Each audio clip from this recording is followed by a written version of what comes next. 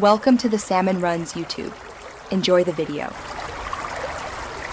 You start by ensuring you're signed in with an administrator account.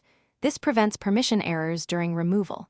Close SQL Server Management Studio and any SSMS dependent services so files aren't locked.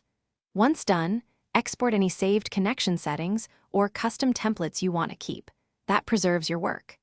Now open Control Panel or Windows Settings, Apps to locate Microsoft SQL Server Management Studio. This is the first actionable interface where you will initiate the uninstall. You'll click Uninstall on SSMS and follow the wizard prompts, accept confirmations, and allow it to stop services if requested.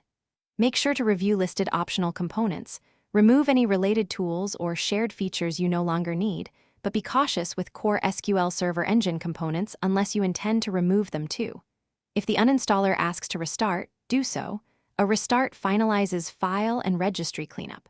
After reboot, reopen apps to confirm SSMS is no longer listed. After the uninstall, check for leftover folders under Program Files and %appdata% and delete them to free space.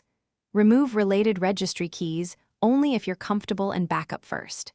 If the uninstall fails or SSMS still appears, run the Microsoft Install and Uninstall Troubleshooter to fix corrupted installer entries.